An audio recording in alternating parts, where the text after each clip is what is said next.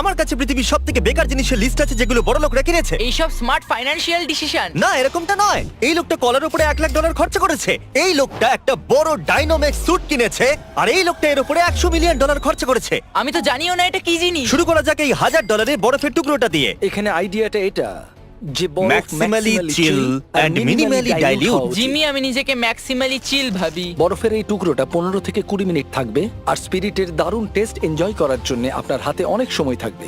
চলো ম্যাথ করা যাক। বরফের মূল্য $1,000, আর এটা 15 থেকে 20 মিনিট টিকবে, মানে $30 প্রতি মিনিট।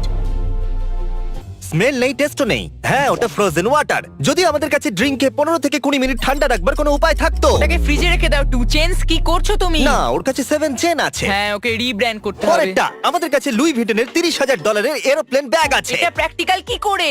যদি এটাকে কেউ চুরি করে নেয় তাহলে হাইজ্যাক বলতে পারি? ইওর অনার, এটা চুরি ছিল না, আমরা শুধু হাইজ্যাক করেছিলাম। এটা আমি বুঝতেই পারছি না। $30,000 জন্য এই জিনিসটা ওরা দরকার। তুমি একদম ঠিকই বলেছো।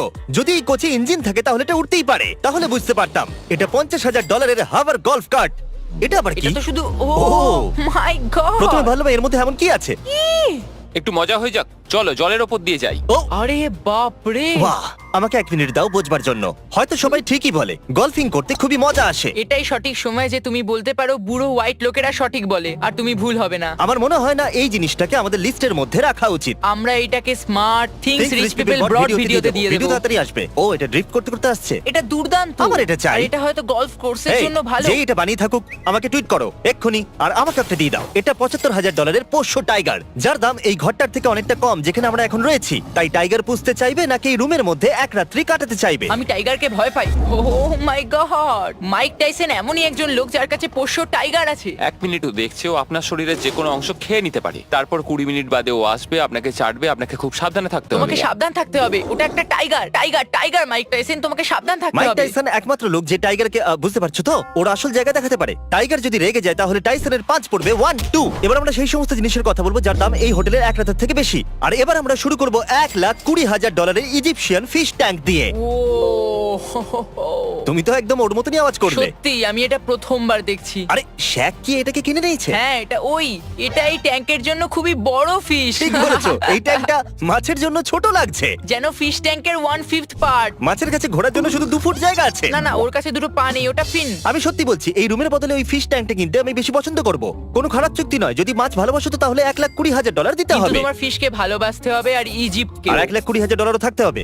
Diamond Hot Wheels, Hot Wheels. এর মূল্য তুমি $1,40,000। জানো এটা আমার জন্য কতটা ইম্পর্টেন্ট? শুক্রবারে এই হিরে দিয়ে ভর্তি 18 ক্যারেট সোনার এই হট হুইল কারের ওপেনিং করা হয়েছিল। কিরকম হবে যদি আমরা ওটা কিনে নিই আর ক্রিসের ছেলে টাকারকে ওটা দিয়ে দিই? কিন্তু আমরা বলবো না ওটা $1,40,000। আর তারপর এক সপ্তাহ পরে আমরা ক্রিসকে বলবো যে টাকার $1,40,000 কারের সাথে খেলছে। টাকার এমন একটা গাড়ি নিয়ে খেলছে যে তার দাম ক্রিসের আসল গাড়ির থেকেও বেশি। এবার একটা কলা দেখবো যেটা দেওয়ালে আটকানো আছে, আর এর মূল্য হলো $1,50,000। ওদের মধ্যে একটা $1,20,000 বিক্রি হয়েছে, তৃতীয়টা $1,50,000 বিক্রি করার আশা আছে। একটা কথা বলবো, আমিও আর্টে যেতে চাইবো। আমার প্রথম পিস যেটা আমি বেচতে চলেছি সেটা হলো মনস্টার ক্যান, $2,00,000। ও $1,90,000। এরপরে দেখা যাক $250,000 বাংলো ডগের জন্য। ও, একেই বলে মূল্য। মজা তো করছে না তাই না? ভাই কি, এর বাড়ি তো আমার বাড়ির থেকেও অনেক ভালো। এখানে 5টা ডগস থাকে জানো। আমি একটা মিনি ডগ হাউস বানাবো আর 5টা ডগকে অ্যাডাপ্ট করে নেব। এটা আমার স্বপ্ন। এটা আমারও চাই, কিন্তু ক্যাটদের জন্য। এটা $5,75,000 রোবোসরাস। এটা তো অ্যানিমের মতো। এটা $5 মিলিয়ন কেন নয়? কি এটার মূল্য ল্যাম্বরগিনি থেকে কম? আরে তা কিভাবে? আরে এর কাছে ফ্লেম থ্রোয়ারও আছে। এটা কি ধরনের পাওয়ার রেঞ্জার ভাই? আমি শুধু এটাই বলবো যে যে জিনিস এটাকে এটা? বানায় আমাকে টুইটারে ডিএম করুক যাতে আমিও এটা কিনতে পারি। তাড়াতাড়ি 1 মিনিট। এগুলো হলো সেই বেকার জিনিস যেগুলো বড় লোকরা কেনে। হ্যাঁ, হ্যাঁ। তাহলে ছাড়ো এগুলো আমার চাই না। আমি আরে এগুলো তা কিনতে চাই কেন? না। তুমি এখন পিছু পা আরে না হচ্ছো। না, উপস উপস। এ কি আমাকে নিয়ে ইয়ার কি হচ্ছে? সিরিয়াস হয়ে যাও। আমার মতে এটা বোকামো। কোন মূর্খই এটা কিনবে। না, সে তুমি যে এটা তো বিরোধী শুধু- হও না কেন, কিন্তু এটা টাকা নষ্টই বটে। এই গাড়িটাকে নষ্ট করে দিচ্ছে। ওর কি ক্ষতি করেছে? হয়তো অ্যাটাক অন টাইটান্স এর অংশ এটা। ওকে, এটা যে বানিয়েছে আমাদের অ্যাটাক অন টাইটানের মতো কিছু বানাতে না, হবে। আমরা বড় লোকদের নিয়ে মজা করছি। যদি আমি একটা মূর্খ ধনী মানুষ হতাম তাহলে আমি এটাই বলতাম। একদম, এই হলো কথা। একদম ঠিক বলেছে। এটা $1 মিলিয়ন মাছ ধরবার বড়শি। না, ম্যাকবার্নি ইনি হলেন ইনভেন্টর আর ডিজাইনার এই $1 মিলিয়ন বড়শির। আর বন্ধুরা, এটা সত্যি $1 মিলিয়ন। ওনাকে এটা 4 বার বলতে হলো যেন লোকেরা রোজ $1 মিলিয়ন নকল হিরের বড়শি বানায়। আরে ভাই, এটাই তো আসল। ও বলবে শান্ত হয়ে যাও বন্ধুরা, এটাই সেটা। ইনফ্যাক্ট আমাদের কাছে একটা ভিডিও আছে এটাকে না, ওটাকে সমুদ্রে ফেলার, ফেলো না। যেমনটা ও, আপনারা দেখতে no! পাচ্ছেন। ওয়াও, আমি জানতে চাইবো আপনারা কি পছন্দ করবেন, $1 মিলিয়ন ফিশিং রিল অথবা এই ড্রাগ ক্যাবিনেট যার মূল্য হলো $1,000,000। আমরা এই পুরো ভিডিওটা এই রুমেই করতে পারি। এতে সেন্সর লাগানো আছে আর যদি তুমি এটাকে জোরে প্রেস করো তাহলে সিকিউরিটি লোকেরা চলে আসবে আর তুমি গেলে। কাল তুমি কি এটা ওপেন করবে? একদম। তোমাকে ক্যামেরা দেখা যাচ্ছে? আরে না, $1,000,000 বর্ষি নাকি এটা? এরপরে হলো একটা এনএফটি যেটা 2.9 মিলিয়নে বিক্রি হয়েছে। এটা টুইটারে সবার প্রথম টুইট ছিল। প্রথম টুইট ছিল কি আমি সেটাও জানি না এটা কি ছিল। ও টুইটারটাও ঠিক করে এটা লেখেনি। কোনো মূর্খতা ছিল না কারণ ওই টাকাটা চ্যারিটিতে গেছিল। এটাকে $280 আবার বিক্রি করা হয়েছিল। কি? ওয়াও, এর উপরে তো সিনেমা হওয়া উচিত। একটু ভাবো একটা এনএফটির জন্য 2.9 মিলিয়ন পে করা আর তারপরে 1 বছর পরে এটাকে 280 তে বেচে কোথাও দেওয়া। না কোথাও একে নিয়ে ডকুমেন্টারি হবে। এটা মজাদার ছিল। প্রথমে বাড়ি বিক্রি, তারপরে আসবাবপত্র, তারপরে এনএফটি কিনলো আর শেষে শুধু পাউরুটি কেনার টাকা থাকলো ব্যাস। টেকনিক্যালি এখনো অবধি এটা সবথেকে বাজে ডিল। এটা এখনো পর্যন্ত সবথেকে খারাপ ইনভেস্টমেন্ট হওয়া উচিত। এরপরে দেখবো একটা ফ্রোজেন শার্ক যেটা কাল একটু এদিকে এসো। এই ব্যাড বয়ের মূল্য হলো $3 মিলিয়ন। এটা তো একটা রিয়েল শার্ক। এই শার্কটা এখানে কবে থেকে আসলে আছে? দুটো আসল শার্ক আছে। ও দেখো এটা চ্যান্ডলারের সাথে পাওয়া যায়। এটা পৃথিবীর সবথেকে দামি হোটেলের ঘর কারণ এখানে ক্রেজি আর্ট ওয়ার্ক আছে আর আমি এখনো বুঝতে পারলাম না এটা আসলে $1 মিলিয়ন কেন। বেকার জিনিস। এটা হলো পৃথিবীর সবথেকে বড় SUV $3 million. Alright mad max, এটা ও কি? মাই গড! আচ্ছা এই এক্সট্রা টায়ারগুলো এই জন্য আছে যাতে বাকি 10টা টায়ার পাংচার হয়ে গেলে এগুলো ইউজ করা যায়। ওগুলো শো পিস। ওয়াও! সামনের অংশটা কিসের জন্য?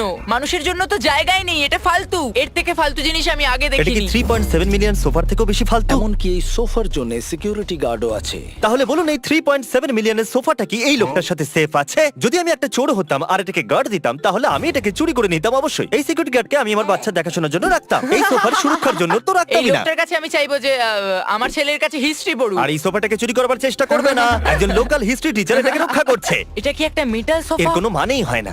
এখন এটা এত ভ্যালুয়েবল যে এটাতে বসার কোনো অনুমতিও নেই। কি?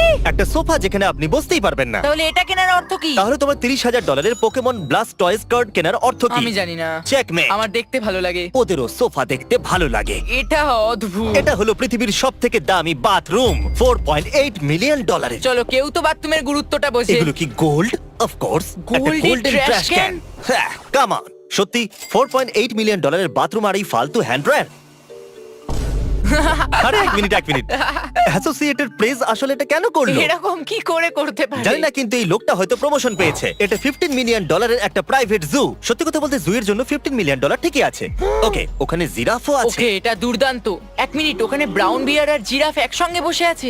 এই জায়গাটা অনেক বেশি কুল। এক মিনিট, কি? Zero shot? ওখানে কি বিয়ারকে হাত দিয়ে খাওয়ানো হয়? আমার মতো মানুষ এটা কোনোদিন করবে না। মাইক টাইসনের টাইগারের কথা মনে পড়ে Oh গেল। my God! ওরা অ্যানিমেলদের সাথে এত কমফোর্টেবল কি করে? পৃথিবীর সবথেকে বড় এসইউভির মালিকের কাছেও এই পরিষেবা আছে যেখানে আপনি $25 মিলিয়ন দিয়ে নিজের নাম মহাকাশে লেখাতে পারবেন। ও ওয়াও!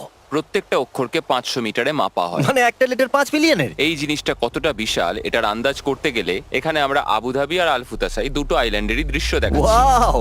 কি দারুণ! জানো তুমি, যদি আমার কাছে 25 মিলিয়ন এক্সট্রা থাকে তাহলে আমি হয়তো ওটা কিনে এটা নেব। দারুণ লাগছে, কিন্তু দেখবে কি? ওদের মতো বড় লোকরা এটা নিয়ে চিন্তাই করে না। ওদের অ্যাসিস্ট্যান্ট হয়তো দেখে, মালিক তো জুতে এনজয় করে। তাও আবার 5 বছর বাদে উধাও হয়ে গেল। সত্যি সব টাকা জলে চলে গেল। খুশি হয়েছি আমি $25 মিলিয়ন বাঁচিয়ে এটা নিয়েছি। হয়তো এখন অবধি সবথেকে বেকার ইনভেস্টমেন্ট। কারেক্ট। এবার $42 মিলিয়ন আশ্চর্যজনক ঘড়ি যার মালিক হলো জেফ বেজোস, আর এই ঘড়িটাকে আগামী 10,000 বছর চালানোর জন্য বানানো হয়েছে। দিন-রাত থার্মাল সাইকেলস।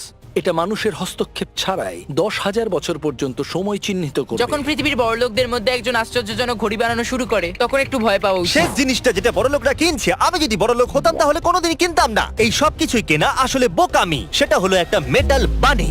মূল্য গেস করুন। No idea. শুনে নিন, $91 মিলিয়ন। এটা কি ছোট? ওরাও সেটা বলছিল।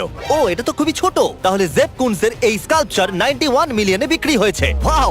যদি আপনারা এই লিস্টে থাকা জিনিসগুলো কিনতে আমাকে সাহায্য করতে চান তাহলে নিকটবর্তী ওয়ালমার্টে যান আর ফেস্টিভ্যাল কিনে নিন। পুরো আমেরিকাতে ওয়ালমার্ট আমাদের ফেস্টিভ্যাল চকলেট এখন বিক্রি করে, আর আমরা কিছু এক্সক্লুসিভ ফেস্টিভ্যাল কুকিজও রেখেছি যেগুলো আপনারা ওয়ালমার্ট থেকে কিনতে পারবেন। এক্ষুনি কিনে নিন।